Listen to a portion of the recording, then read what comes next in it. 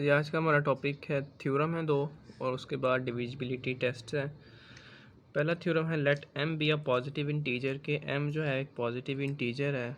तो हम पहली चीज़ है suppose d divides m and d is greater than 0 if a congruent b mod m then a congruent b mod d।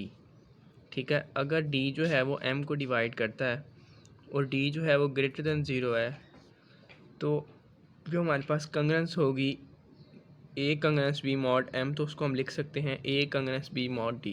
तो इसका प्रूफ क्या है, कंग्रेंस हमें गिवन थी a congruence b mod m, इसको हमने इस फॉर्म में लिखा m divides difference of a and b.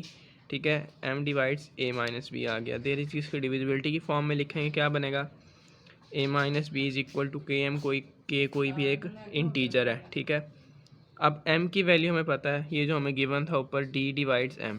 ठीक है, d डिवाइड्स m, तो ये किसके इक्वल आ जाएगा m is equal to d t. T कोई भी एक इंटीजर हमने कह दिया, तो m की वैल्यू हमारे पास क्या आ गई डी टी। तो हम यहाँ पे इस इक्वेशन में m की वैल्यू पुट करेंगे डी टी, तो क्या बन जाएगा k और t दो इंटीजर थे उनको अलग कर लिया, d को हमने अलग कर लिया, तो हमारे पास इक्वेशन बन गई a minus B is equal to d into k t. तो ये हमारे पास क्या चीज़ आ गई कि a माइनस बी जो है वो d के किसी भी मल्टीपल के इक्वल है, तो हम इसको लिख सकते हैं d divides a minus b. को कंग्रेस की फॉर्म में लिखा तो a congruent b mod d आ गया। यही चीज़ हमने प्रूव करनी थी कि अगर d जो है वो m को डिवाइड करता हो और कंग्रेस हमारे पास गिवन हो a congruent b mod m, तो उसको हम लिख सकते हैं a congruent b mod d। इसके एक एग्जाम्पल है, देखते हैं। कंग्रेस गिवन है जी हमें 43 कंग्रेस है 1 मॉड 21 में। दूसरी कंग्रेस गिवन है 43 कंग्रेस है 1 और मॉड 3 के अंदर, और 43 कंग्रेस 1 मॉड 7 के अंदर। ये तीनों क्या हैं, ठीक कंग्रेसेस लिखी हुई हैं। ठीक है, अब हमने देखना है कि ये कंग्रेस तो ये ए और बी की वैल्यूज़ तो सेम है, यहाँ पे हमने सिर्फ मॉड ही चेंज किया है ना। मॉड कैसे चेंज किया है कि देखें डी डिवाइड्स एम, हमने ऊपर पढ़ा है कि डी की वैल्यू जो है वो एम को डिवाइड करना चाहिए डी। अब डी की वैल्यू क्या थी, 3 थी, 3 जो है वो 21 को डिवाइड करता है, तो हमने यहाँ पे इसलिए 3 को रिप्लेस कर दिया। ठीक है, इसी तरह 7 जो है वो भी 21 को डिवाइड करता है, तो हमने यहाँ पे मॉड 7 कर दिया। तो ये इस थ्योरम का छोटा सा एग्जांपल थी। नेक्स्ट है if a is congruent to b mod m1 and a congruence b mod m2 then a congruence b mod least common multiple of m and m1 and m2। ठीक है, तो हम कंग्रेस हमें दो गिवन होंगी, a congruent b mod m1 और a congruent b mod m2। ठीक है, ये दो कंग्रेस गिवन है, तो हम ये लिख सकते हैं कि a congruent b mod least common multiple of m1 and m2 का लिख सकते हैं। ठीक है, तो ये हमारे पास कंग्रेस गिवन थी, इसको हमने लिखा प्रूफ में m1 divides a minus B, इसका हमने लिख दिया m2 divides a minus b. इसको डिविजिबिलिटी की फॉर्म में लिखा, क्या बन गया a minus B is equal to k1 m1, और ये क्या बन गया a minus B k2 m2 बन गया। ठीक है, और k1 और k2 कोई भी एक इंटीजर्स हैं। अब a माइनस बी का हमें पता है, ऊपर उसने बताया कि a minus b is the common multiple of m1 and m2, कि a माइनस बी यहाँ से हमें पता लग रहा है कि इनकी लेफ़्ट साइड सेम है। ठीक है, राइट पे जो है इनके मल्टीपल्स आ रहे हैं, तो हम इसे लिख सकते हैं a minus b is the common multiple of m1 and m2। a minus b जो है ये m1 और m2 का क्या है, कॉमन मल्टीपल है। तो हम एज्यूम अगर कर लें कि m1 और m2 का least common multiple is the m1 and m2। ठीक है, ये हमने एज्यूम कर लिया कि m1 और m2 का लीस्ट कॉमन मल्टीपल क्या होगा। तो हम इसको अगर ये लिख दें m1 और m2 की जगह पे इसको ये चीज़ रिप्लेस करें इसके लीस्ट कॉमन मल्टीपल से, तो क्या चीज़ बन जाएगी, m1 m2 divides a minus B आ जाएगा, क्योंकि m1 और m2 क्या था, इसका कॉमन मल्टीपल था a माइनस बी। m1 और m2 का कॉमन मल्टीपल था, तो उसको हम इस फॉर्म में लिख सकते हैं least common multiple of m1 m2 divides a minus b. इसको कंग्रेस की फॉर्म में लिखा, तो हमारे पास ये प्रूफ होगी चीज़, जो चीज़ हमने प्रूफ करनी थी। ठीक है, अब इसकी एक एग्जांपल है। एग्जांपल हमारे पास एक कंग्रेस गिवन है 14 कंग्रेस 2 मॉड 3, 14 कंग्रेस 2 मॉड 6। इसमें a और b की वैल्यू सेम है। ठीक है, इनका डिफरेंस मतलब सेम होगा, 14 माइनस 2 12, जैसे हमने यहाँ पे कहा था कि a माइनस बी दोनों में सेम है, इसी तरह इनके यहाँ पे भी डिफरेंस सेम है। और मॉड जो है वो चेंज है, यहाँ पे भी मॉड क्या था, m1 था और m2 था, यहाँ पे m1 3 है और m2 क्या है 6 है। तो हमने क्या करना है, वहाँ पे m1 और m2 के मल्टीपल लिए थे, यहाँ पे भी हम m1 और m2 के क्या लेंगे, लीस्ट कॉमन मल्टीपल लेंगे। m1 और m2 का हमने लीस्ट कॉमन मल्टीपल लिया, वो 6 आया।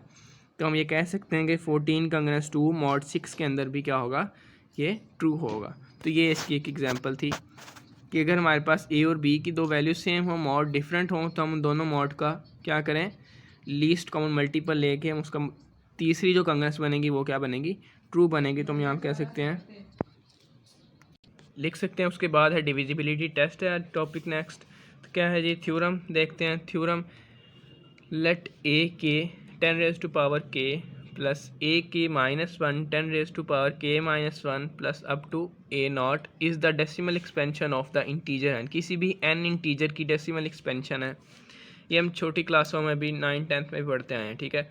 अब इसको पहले देखें क्या चीज़ लिखी है, ए के 10⁻⁴ k प्लस ए के -1 10⁻⁴ k-1 plus a not.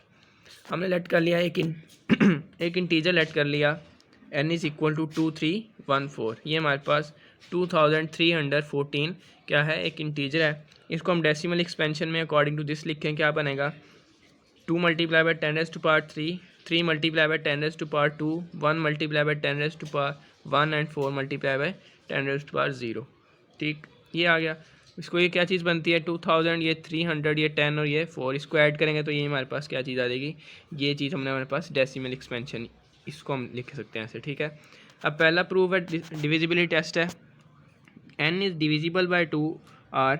n जो है वो डिविजिबल बाय होगा 2r से इफ़ एंड इफ़ ओनली के सिर्फ उसी हालत में जब number consisting of last r, जितनी हम r की वैल्यू लेंगे, ठीक है, उतने लास्ट डिजिट कितने होने चाहिए, वो डिविजिबल बाय 2r होने चाहिए, ठीक है। ये चीज़ उसने यहाँ पे लिखी हुई है। अब हमारे पास एक एग्जांपल है, जैसे हमने पीछे यही इंटीजर लेट किया, वही 2314 2314, ये हमारे पास एक इंटीजर है। हमने लेट कर लिया, r की वैल्यू क्या लेट कर ली, 2 कर ली। तो यहाँ पे क्या गिवन था, 2r, तो हमने इसको क्या कह दिया, 2 की पावर 2 4 बन गया। अब जितनी पावर उसने कहा था कि r की होनी है, लेनी है, उतने ही लास्ट r डिजिट हमने लेने हैं। पावर 2 है r, हमने 2 लिया, तो इसके लास्ट 2 डिजिट हमने ले लिए 1 और 4। ये देखना है कि 2 की पावर 2 डिवाइड करता है 1 4 को या नहीं। 2 की पावर 2 कितना हो गया, 4 हो गया। 4 डज नॉट डिवाइड 14, ठीक है। तो ये क्या हमने कह दिया कि 2 का स्क्वायर डज नॉट डिवाइड 2314। इस तरह हम इसकी बता सकते हैं कि ये 2 जो है, 2 की पावर 2 इस नंबर को डिवाइड नहीं करता, ठीक है। ये था। एक और एग्जांपल है, एक हमारे पास इंटीजर गिवन है, n वैल्यू गिवन है 57240 57,240। यहाँ पे हमने r की वैल्यू 3 ले ली। पिछली एग्जांपल में हमने r की वैल्यू 2 ली थी, ठीक है। तो 2r क्या बन जाएगा, 2 की पावर 3 8 बन जाएगा, ठीक है। अब हमने देखना है कि r की वैल्यू कितनी थी, 3 है, तो हमने 3 डिजिट लास्ट ले लेने हैं, 2 4 और 0, ये हमने 3 डिजिट ले लिए, ठीक। अब 2 की पावर 3 जो है, अगर इन 3 डिजिट्स को डिवाइड करते हैं तो हम कहेंगे कि 8 जो है वो इस पूरे नंबर को डिवाइड करता है। तो ये 8 जो है ये 240 को डिवाइड करता है, तो हम कह सकते हैं कि 8 डिवाइड्स 57,240 को भी डिवाइड करेगा। नेक्स्ट है 3 divides n if and only if 3 divide the sum of a0 a1 up to ak तक, कि 3 जो है वो n से डिवाइड करेगा। 3 जो है वो n को डिवाइड करेगा, वो तब भी करेगा जब a0 a1 और से लेकर ak के जितने भी नंबर्स होंगे उन सबको अगर हम ऐड करें, अगर 3 उनके सम को डिवाइड करेगा तो 3 जो होगा उस वैल्यू को भी डिवाइड करेगा। तो हमने लेट कर लिया, एग्जांपल नंबर हमने ले लिया 31,257, ठीक है। इसमें से हमने इसको डेसिमल एक्सपेंशन में लिखा। एक्सपेंशन में लिखने के बाद हमने इसमें देखा a4 a3 a2 a1 और a0 की वैल्यूज़, इन सबको ऐड किया, हमारे पास वैल्यू आ गई 18 आ गई। अब 3 जो है अगर इसको सम को ऐड करता है 18 को, तो हम कहेंगे कि 3 जो है इस वैल्यू को भी ऐड करेगा अकॉर्डिंग टू दिस थ्योरम, ठीक है। अब हमने देखा कि 3 जो है वो 18 को डिवाइड करता है, 6 आता है जवाब, तो हम कहेंगे कि 3 जो है इस नंबर को भी डिवाइड करेगा, ठीक। तो यही था थ्योरम कि अगर 3 जो है वो इनके सम को डिवाइड करेगा तो 3 होल नंबर को भी डिवाइड करेगा।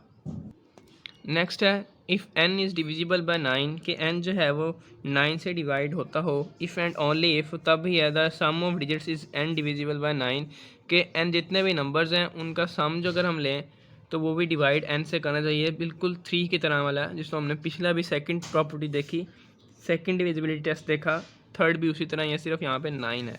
हमने वही नंबर ले लिया 31,257, इसकी डेसिमल एक्सपेंशन बनाई, इन सबको ऐड किया, सम कितना आ गया 18 आ गया था। ठीक है, अब 9 जो है वो 18 को डिवाइड करे तो हम कहेंगे कि 9 जो है इसके होल नंबर को भी डिवाइड करेगा 31,257 को। इस तरह हम बहुत बड़े नंबर्स को हम छोटे से नंबर से हम देख सकते हैं कि वो इसको डिवाइड कर सकता है या नहीं कर सकता।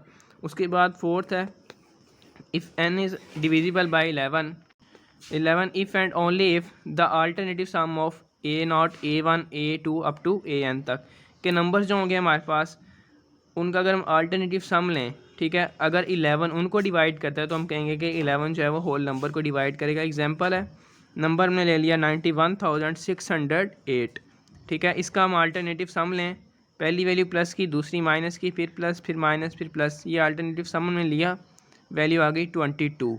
अब हमने देखना है कि 11 जो है वो 22 को अगर डिवाइड करता है तो 11 जो है वो इस नंबर को भी डिवाइड करेगा। 11 22 को डिवाइड करे तो हमने कह दिया कि 11 जो है वो 91,608 को भी डिवाइड करेगा।